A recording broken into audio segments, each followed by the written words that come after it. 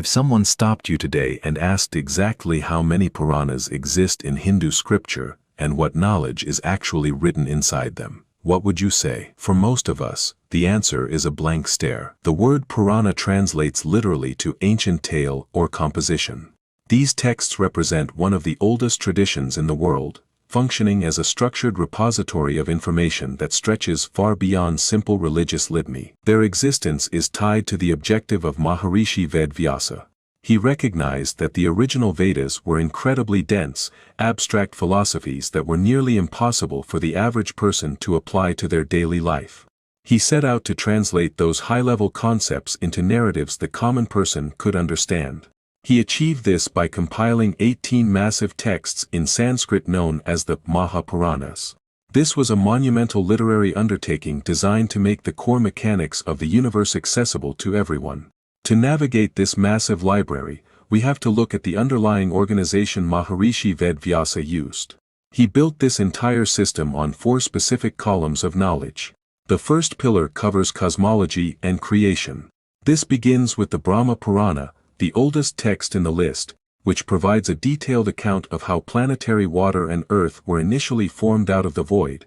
The Padma Purana expands on these origins, illustrating how cosmic birth originated from a singular symbolic lotus flower. This orbital model represents data found in the Brahmanda Purana, functioning as an ancient astronomy guide.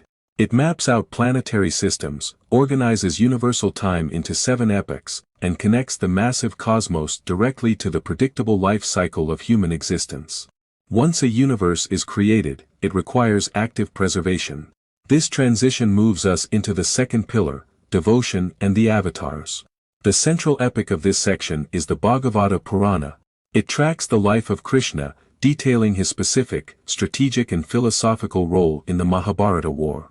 Other texts in this pillar focus on managing cosmic crises. The Matsya Purana details the management of a great flood. The Varaha Purana covers the rescue of the earth, and the Linga Purana catalogues 28 distinct avatars of Shiva. These first 2 pillars operate in tandem.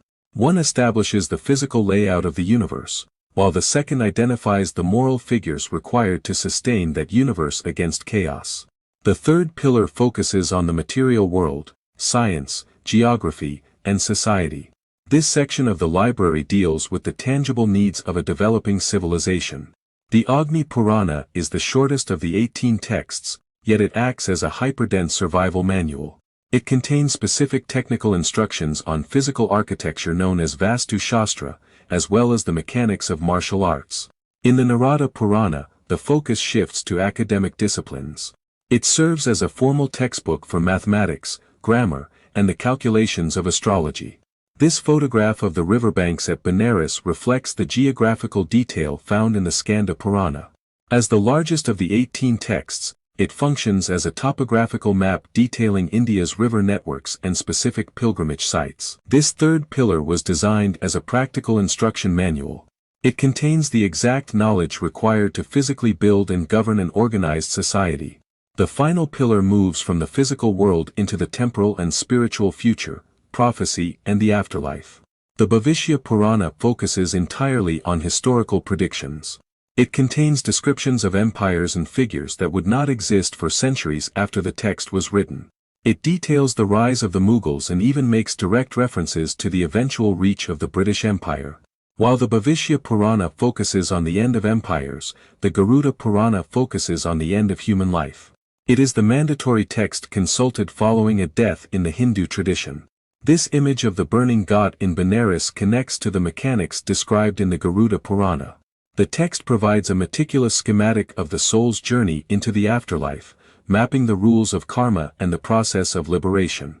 This final pillar connects the actions of rulers in history with the eternal consequences awaiting the individual human soul.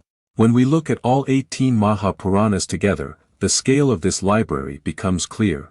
Ancient tradition attributed to the creator Brahma states that simply hearing the names and subjects of these 18 texts brings merit to the listener. This merit stems from an active role in cultural preservation. By engaging with these subjects, you are maintaining a civilization's entire knowledge base. These 18 texts act as a holistic system. They blend astrophysics, sociology, and geography into a single unified database for human survival.